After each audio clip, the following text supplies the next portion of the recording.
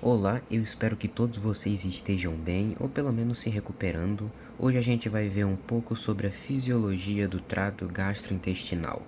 Então, vamos nessa, meus queridos. Bom, alguns objetivos, né? Nesse caso eles estão em formato de perguntas, mas isso não é tão relevante. Dá uma pausa para vocês lerem.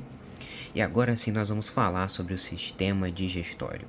Eu acho que a princípio, antes de começar a falar especialmente sobre a fisiologia, vamos dar uma olhada em como que o TGI, né, eu vou usar essa abreviação, TGI, trato gastrointestinal, ele se organiza anatomicamente. Então, vejam bem, isso aqui é um tubo e que na verdade tem meio que várias camadas. A parte mais interna desse tubo, que é onde vai passar os componentes que vão ser digeridos, né? O quimo, o quilo, enfim, o alimento misturado com ácido ou então misturado com suco pancreático, eles passam por aqui por dentro. Essa é a porção mais interna, a luz ou o lúmen. Logo ao redor dessa porção aqui do lúmen, eu vou ter uma túnica mucosa, né? Essa túnica mucosa, ela diz respeito justamente a esse conjunto aqui. O epitélio que vai estar revestindo o lúmen, uma lâmina própria, claro, né? Porque todo epitélio precisa estar apoiado numa lâmina própria, que está aqui, mais clarinho. E, nesse caso, uma camada de músculo, olha só, uma camada muscular da túnica mucosa, por isso esse nome aqui. E ele tá aqui, ó, revestindo toda essa parte da túnica mucosa. Logo abaixo dessa túnica mucosa, nós temos essas estruturas aqui, olha só, que elas têm ductos que desembocam literalmente no lúmen do trato gastrointestinal, né? Por exemplo, desse intestino, né? Vamos usar esse exemplo aqui. Então, olha só, glândulas na túnica submucosa. Então percebam que a primeira camada é a mucosa, abaixo dela tem uma camada, obviamente, submucosa. E nessa camada submucosa já dá para encontrar glândulas. Essas glândulas aqui, elas vão ter um papel muito óbvio, porque quando se trata de digestão, nós precisamos de fatores enzimáticos para serem liberados e atuarem sobre o alimento que está aqui, certo? Logo, essas glândulas vão ter justamente esse papel, olha só. E para fazer o controle dessa secreção enzimática por essas glândulas aqui, que estão ao redor de toda a túnica submucosa, o que é que vai passar aqui perto também? Essa rede aqui de fiozinhos amarelos que são plexos, né? Esse plexo aqui, esses fiozinhos amarelos, eles se referem a neurônios. Então, existe uma inervação direta aqui, ó, na camada submucosa. Porque existe essa inervação para ele dar o start ou dar o off, né? Para ele startar, para ele começar ou inibir o processo de secreção dessas glândulas, tá? Aqui tem um vaso sanguíneo chegando, né? E acho que nem precisa comentar o porquê que ele tem que estar aqui. É importante para poder fazer o controle da difusão dos componentes, os componentes que vão vir do sangue para o lúmen, ou então do lúmen para a corrente sanguínea. Então, seguindo essa nossa camada, depois desse plexo, nós vamos ter essa túnica muscular aqui. Essa túnica muscular, ela é dividida em dois segmentos. Uma camada de músculo, ela se dispõe dessa forma aqui, ó, de uma forma mais circular, concêntrica ao tubo. Olha só como ela segue aqui. Enquanto outra camada, ela tá assim, ó, longitudinal, como dá pra ver aqui, né? Bom, por que essas duas camadas musculares estão dispostas em sentidos diferentes? Isso é simples, para que quando elas contraiam e relaxam, gerem movimentos que sejam suficientes para fazer a mistureba, entendeu? Do alimento que está chegando ali. E, da mesma forma que acontece aqui na camada submucosa, que está sendo inervada por um plexo para fazer o controle de secreção dessas glândulas, aqui na túnica muscular também existe um plexo chegando e incidindo sobre essa musculatura, com a mesma ideia de fazer o controle dessa contração e desse relaxamento do músculo.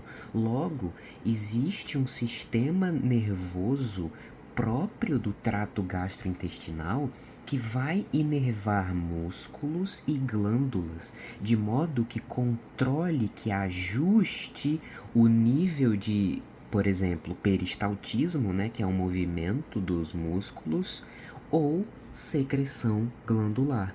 Agora eu quero mais enzimas, acontece. Agora eu quero menos enzima, acontece. Entendem? Então essa visão geral já ajuda a entender que o sistema nervoso ele possui uma divisão que é específica do trato gastrointestinal.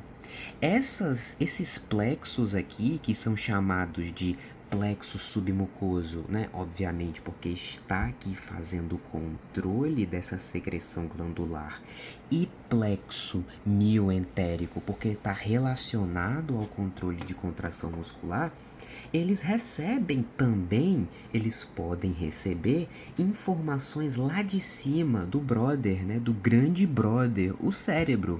Obviamente, tudo recebe informações lá do brother lá de cima.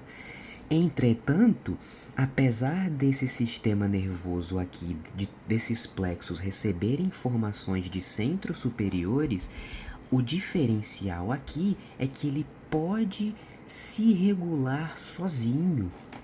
Esse sistema nervoso, chamado de entérico, ele consegue receber um estímulo, modular e gerar uma resposta a ele, sem que a informação sensorial aqui captada precise chegar lá em cima para poder ser processada.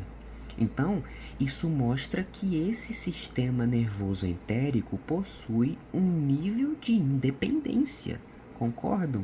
Isso já é suficiente para responder a primeira pergunta. Meu Deus, cadê o meu mouse? Ele sumiu, rapaziada. Calma, já vai deixando o like e compra o meu curso. Isso já acaba respondendo a primeira pergunta do nosso objetivo, né? Ele pode tomar suas próprias decisões, mas também é influenciado por níveis hierárquicos superiores, como, por exemplo, o próprio cérebro, né? Que é o carro-chefe de todo o sistema nervoso. E isso é que é importante. E isso também, de certa forma, nos conduz à segunda pergunta. A segunda pergunta nos questiona sobre reflexos curtos e reflexos longos. E isso é justamente aquilo que eu falei agora há pouco, né? Os reflexos são respostas involuntárias geradas pelo sistema nervoso. Logo, quando eu menciono o termo reflexo curto ou reflexo longo, eles estão relacionados ao nível de integração e aonde esse reflexo, aonde esse estímulo é integrado. Então essa imagem aqui do lado, ela evidencia justamente isso. Aqui eu tenho o lúmen, né, a porção mais interna do estômago, e aqui eu tenho a mucosa gástrica, as células gástricas. Aqui fora eu tenho uma parte que é margeada, né, que é inervada por um plexo. Olha só. O que acontece aqui é o seguinte: um reflexo curto, ele ocorre quando um estímulo captado aqui no lúmen do estômago ou do trato gastrointestinal, ele é recebido por um receptor sensorial, é enviado para um plexo entérico e esse estímulo, ele é integrado aqui mesmo e uma resposta a ele é gerada aqui mesmo e ela é reconduzida para cá. Percebam que é uma resposta curta. O estímulo é recebido, é integrado e a resposta ocorre uma efeção da resposta, uma resposta efetora. É um reflexo curto. Não envolveu a necessidade do cérebro para interpretar esse estímulo sensorial. Percebam que essa interpretação já foi realizada aqui embaixo mesmo e já foi gerada uma resposta aqui embaixo mesmo.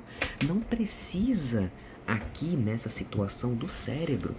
O próprio Silverthorne, ele lembra que o sistema nervoso entérico foi descoberto pelos cientistas quando eles separaram o sistema nervoso central superior né, do resto do corpo, e eles perceberam que mesmo que essa ligação aqui do cérebro com o TGI fosse cortada, o peristaltismo dos órgãos ainda acontecia. Foi quando se descobriu a presença desses plexos entéricos que poderiam gerar respostas efetoras mesmo sem a necessidade de uma integração cortical ou do tronco encefálico nesse caso.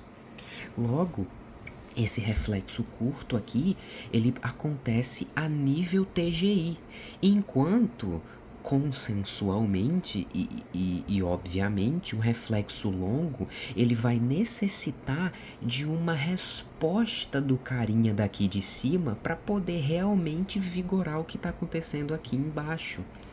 Então, o que ocorre é que, como diferença, claro, a única diferença entre o reflexo curto e longo é o local de integração e as funções de cada um. Porque, diferente do que acontece aqui, o reflexo longo ele vai ter também uma função emocional e preparatória. Então, quando você está com fome e vê a comida, essa informação visual aqui é captada pelos receptores sensoriais do seu olho, é levada até o cérebro que integra tudo isso e entende que você, macaco Homo sapiens com ansiedade vivendo numa bola azul no meio de um universo flutuante, tá com fome. Depois essa informação vai para o tronco encefálico que regula alguns processos fisiológicos involuntários, dentre eles o digestório. Quando essa informação chega no bulbo, ele integra ela e entende que está na hora de preparar o brother aqui, né, o TGI como um todo, para a digestão. Então o bulbo envia essa informação via parasimpático, por isso que o parasimpático é repouso e digestão, e o parasimpático que se comunica com o plexo entérico. Ou seja, precisou dar um arrodeio enorme para poder chegar nisso aqui, para regular a secreção lá pelo plexo submucoso, né, a secreção das glândulas, e regular a motilidade, aquele plexo que regula o peristaltismo do TGI. E isso aqui ajuda a entender o que é um reflexo curto e um reflexo longo. Por mais que pareça, né, na verdade, fica mesmo a impressão de que o reflexo longo é completamente desnecessário. Mas na verdade o reflexo longo, ele também tem uma função preparatória. Quando você vê a comida, tudo isso aqui bate, já desce e já começa a preparar o teu estômago. Não é à toa que quando você tá com fome e vê a comida, teu estômago começa a roncar e você começa a salivar. Quando isso aqui bate, já inicia todo um processo preparatório bem rápido. Além de que esse tipo de envolvimento aqui, esse tipo de resposta, uma vez que ela passa pelo cérebro, adivinhem? Adivinhem? Exatamente. Passou pelo cérebro, meus nobres, envolve emoção. Então, esse reflexo longo também está envolvido a um processo emocional.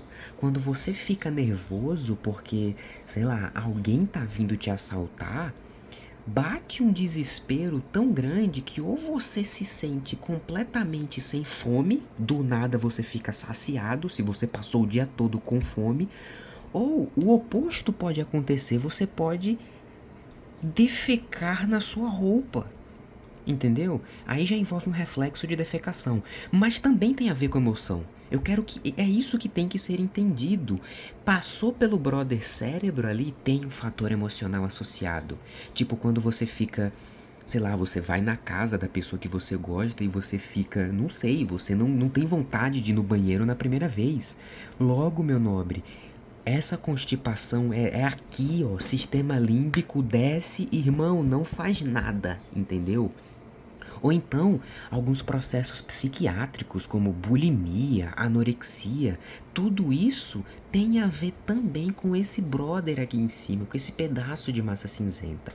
Logo, apesar de isso aqui se retroalimentar sozinho, sem precisar do cérebro, o cérebro pega isso aqui e leva a nível emocional e associa isso a um nível emocional. Por isso que ele continua sendo importante mesmo assim. Tá, vamos lá. Vamos para esse gráfico aqui. Então vamos lá. Aqui eu tenho o estímulo local, que acontece no próprio TGI, aqui embaixo, né?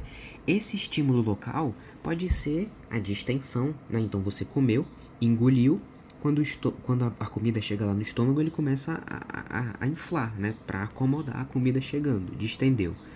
Presença de alimento, claro, osmolaridade, maior número de íons ali no sangue e a acidez. Esse estímulo local é captado por receptores sensoriais que, por interneurônios, avisa os neurônios entéricos para fazer o controle da musculatura e das células, do plexo mioentérico e plexo submucoso. E aí eu tenho isso aqui, mudança na motilidade, acontece mais motilidade, liberação de bile, de secreção pancreática, já para preparar, já como estímulo, né, para quando o bolo sair lá do estômago e chegar lá no duodeno, síntese e liberação de enzimas, já acontece tudo isso aqui. Isso aqui é um estímulo, um reflexo curto, né, que nós chamamos de reflexo fase gástrica, se eu não me engano é esse o nome, fase gástrica. Enquanto que esse aqui em cima, que é a fase cefálica, ele envolve um reflexo mais longo, olha só, uma antecipação. Então você vê a comida, sente o cheiro. Isso aqui no encéfalo, né, lá no tronco encefálico, ele integra essa informação e desce pelo parasimpático e modula isso aqui também, tá? E isso aqui é que é importante. Aproveitando também que nós estamos falando sobre sistema nervoso, né, sistema nervoso central e também o entérico, tem outra informação que esse gráfico coloca bem aqui embaixo, que se refere justamente a uma consequência, né? Por exemplo, os neurônios, eles se comunicam entre si por neurotransmissores, certo? Às vezes são neurotransmissores, às vezes eles podem ser neuromoduladores. E, de forma semelhante ao que acontece lá em cima nas vias superiores, aqui existem mais de 30 tipos diferentes de neurotransmissores, entre os próprios neurônios aqui do TGI, sozinhos, tá? Sem precisar desse cara aqui. E isso mostra a complexidade, né, desse plexo entérico de todo o sistema nervoso enteral. Eu acho que o principal deles é a serotonina, inclusive. Eu vi uma vez, a fonte é um documentário da Netflix, mas eu vi uma vez que cerca de 97% de toda a serotonina que circula no nosso corpo é graças às sinapses aqui do plexo entérico. Ou seja, da mesma forma que acontece aqui em cima, existem neurotransmissores que estão o tempo todo se comunicando aqui, fazendo esse negócio aqui acontecer. E tem outra coisa interessante também. Existem células secretoras. Essas células secretoras aqui, que estão presentes no TGI, como no estômago, enfim, no intestino delgado, elas conseguem produzir o que nós chamamos de peptídeos. Esses peptídeos, eles vão ter uma função tipo... Caramba, eu não queria que fosse associado a hormônio, mas eles vão ter uma função parecida com os hormônios. Por quê? Porque esses peptídeos aqui, eles vão ser liberados por células secretoras aqui do estômago ou do intestino delgado, enfim. Eles vão servir para fazer uma harmonia, né, para coordenar o processo de digestão. Então esses peptídeos servem para avisar alguma célula tal a produzir mais ou menos enzima, enfim. Inclusive, né, tá aqui uma das funções dele, né, no pâncreas endócrino, aumentar a insulina, diminuir o glucagon, né, uma função de comunicação que esses peptídeos têm. E, inclusive, peptídeos esses que têm essa função comunicativa de ir aqui e avisar para fazer tal coisa, ir ali e avisar para fazer outra coisa, ir aqui e acolá para fazer mais uma outra coisa. Além disso, esses peptídeos eles podem atuar fora dessa lógica do TGI. E eles podem, como essa seta aqui mostra, inclusive, servirem de um ponto de comunicação para o encéfalo. Eles podem sair dessa lógica aqui, TGI, e servirem como uma comunicação para cá. Olha só que doido. E no encéfalo eles vão atuar de que forma? Sinalizando o processo de fome para induzir esse estímulo preparatório e comer, ou de saciedade, para avisar que a rapaziada aqui tá toda cheia, tá todo mundo feliz, digerindo, absorvendo, secretando, e aqui agora, ok, corta a fome, meu nobre, tamo junto. Então essas duas imagens, elas são muito importantes para explicar esses dois reflexos.